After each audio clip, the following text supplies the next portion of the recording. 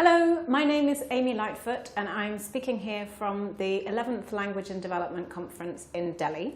And I'm delighted to have with me Bela Jamil, who's joining us as a speaker from Pakistan.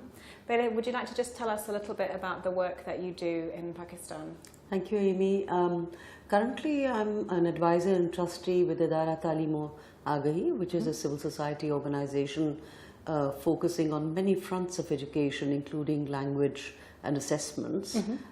We do the Asar survey in Pakistan as well, which is a large-scale nationwide learning assessment for 5 to 16-year-olds in public and private schools, as well as rural and all of rural areas and some urban areas as well. We are also doing the Children's Literature Festivals and work across the entire system in service delivery from early childhood all the way to tertiary education. So it's a very large span of work that we are involved in. Yeah, it sounds very interesting. And also just to be clear, the ASA survey in Pakistan, it differs a little bit from the ASA survey that takes place here in India that some of our viewers might be familiar with. And is that it differs because it also looks at urban schools, is that correct? It looks at both public and private, although Asar in Pakistan is all inspired by Asar India. So the pioneering work is very much based here. But what we've done is, because the debate is so much on public and private, we from day one worked also on private schools as well as urban. So each year we expand our urban space whilst we do rural completely, as does Asar India here. But we also do progressively more, covering more urban areas. Okay, lovely. So I just wanted to ask you a couple of questions about the presentation that you did yesterday. Yes. So yesterday, on the first day of the conference, Bela did a presentation on the low-cost English medium private sector schools in Pakistan and some research that she and her colleagues have been doing in that sector.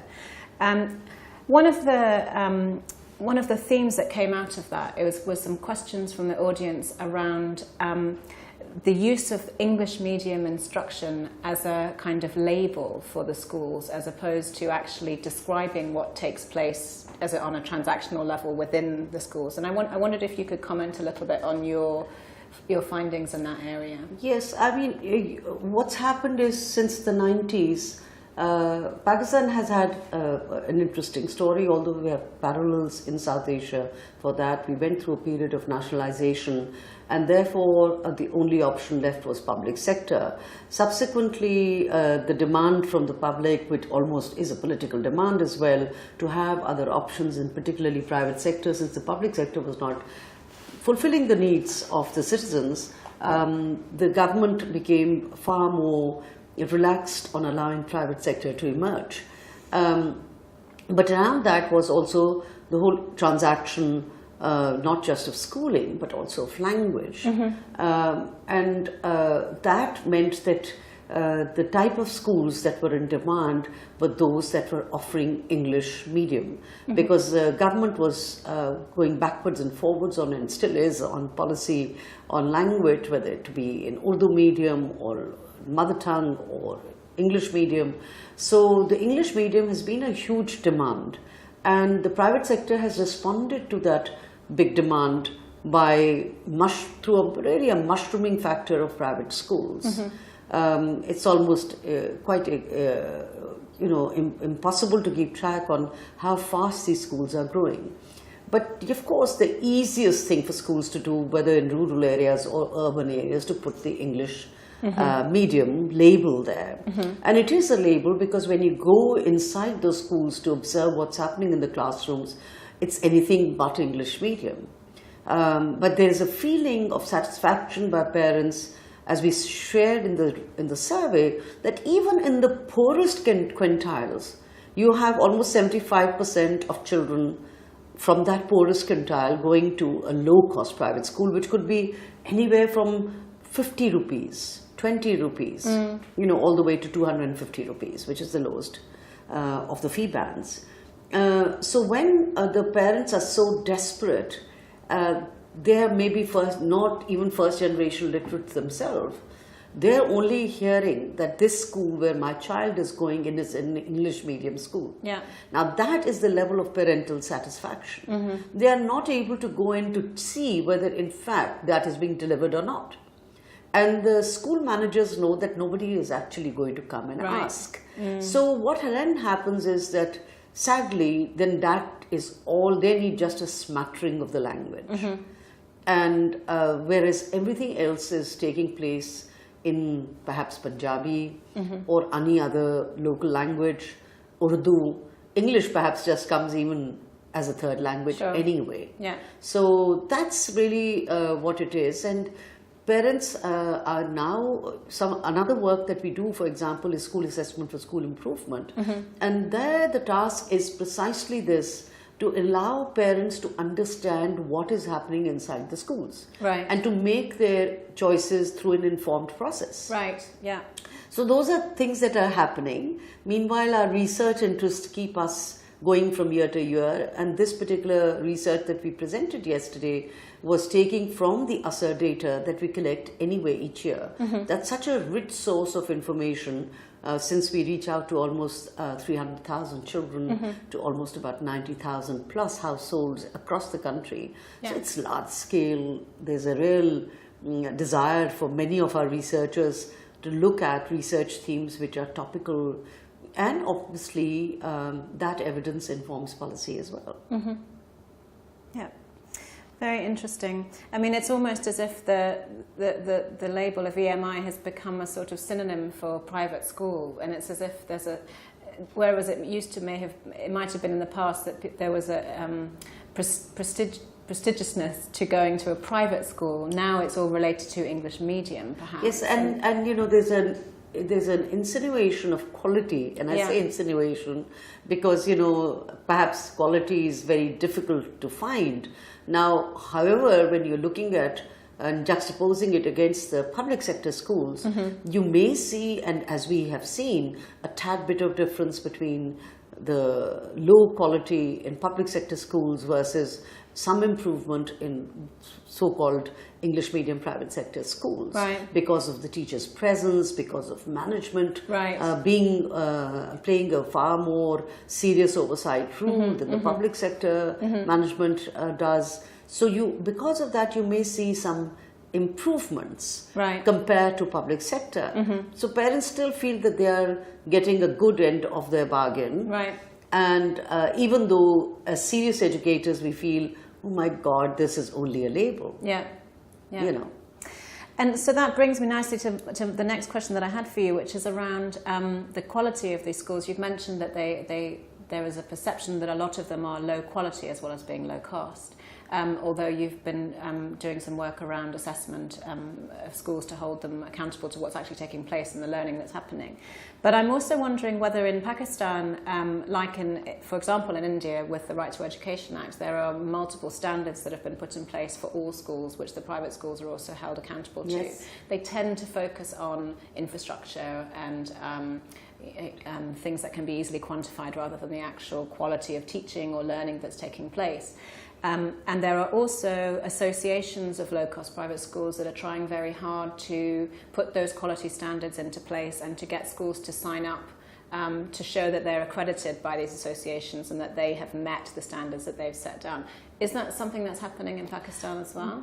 Very much so. As I said, that we do several things, including this assessment for improvement. The issues are very similar. We also have the Right to Education Act in Pakistan. It's now part of the fundamental rights of the citizens of Pakistan because it's part of the Constitution of Pakistan, and from 2010. This is Article 25A, ensuring that state provides free and high quality education to all children 5 to 16 years of age. Sadly, unlike India, we haven't still got the rules made, so the implementation is slow. However, the rules are being made, but the concern for people is that even in these schools, is there any quality that is happening? How do people know that quality, that this is quality when they see it? What are the dimensions of quality? Is it only restricted to infrastructure? And so on and so forth. So the efforts that are underway are on the one hand looking at 6-7 different dimensions of what would be seen as quality and sustainability of a private school, but also to look at, okay, what happens when there is no quality. So recently in Pakistan, in February 2014, and I think just last week, the Pakistan Alliance for Independent Schools was launched. Okay. And it's an association, it's an alliance of about 35 associations across the country who've come together to address these similar issues by particularly low-cost schools, right, who are on their own are struggling, but as an association they feel they can get some support for things like leadership, English medium teaching, second language, or even mother tongue language instruction, as well as looking at things like how do they go and source the materials for a school lab or a school library. So they feel that there is some merit in becoming part of an alliance where quality solutions will be provided. And support. And support. And institutions like ours are also creating what are seen as marketplaces for learning solutions and also financial inclusion. So that is certainly helping these schools, because what, for example, we do is giving them profiles of the schools through an assessment form. And those assessment forms are of 3 or 4 different kinds, including a summary on their financials, a summary on their quality. Right. And then they take these audits sheets literally to solution providers to negotiate how they can transact quality for their schools. And if they can have those labels put outside that our school has been audited by such and such, has been supported by such and such, they feel that the parents would know that, oh, these are the trademarks of a quality school. So the conversations have begun there. Similarly, so both countries across borders, we see similar trends. And I wish there would be more conversations in the region on this. Perhaps British Council can think in terms of also providing such marketplaces for many solution providers at different price points, because these schools, clearly cannot afford very high end solutions. Right. But and particularly now, in what you've shown so marvelously in this conference, is the whole area of the digital communication bit, the digital professional development options, whether for language or for other ways of expressing identity, and also other solutions. I think we are, on a very interesting phase of our development of quality and education across the world, but certainly in the region, which is very vibrant. And I think that needs to be truly harnessed, because this is the burning issue of the century. And it's not going anywhere. It's not going anywhere, and sadly we do not see public sector responding that quickly. Whilst public sector is there to see implementation, say, of the right to education, is quick to see whether the, in fact, right to education laws and criteria and standards are being followed or not, or to penalize them, but they're not offering as quickly solutions to overcome those hurdles. Very interesting. Thank you so much, Bela. And if you're interested in watching Bela's talk, she co-presented with Saba, is it Saba Saeed? Saba Saeed, who's a researcher. Yeah, and also works in the same organisation as Bela. And their session has been recorded and will be available shortly on this YouTube channel. So we'll put details of that below for you to link through. We'll also put the details of the website of your organisation and where you can find more information about the annual survey. Status of Education Report. That's it's simple. It's www.aserpakistan.org. There you go. We'll put it down below as well. And Bela, you're also taking part in the debate this afternoon. Yes. Yeah. And the motion for that debate is that English medium instruction does not bring the benefits that people expect. So quite a controversial one. Absolutely. Are you arguing for or against, Bela? I can't remember. You're arguing for the motion. Okay, so that will also be both live webcast and recorded. So you'll be able to see a link again to that on this page. So thank you very much for watching. Thank you very much, Bela, for your time. Thank you. Thank you.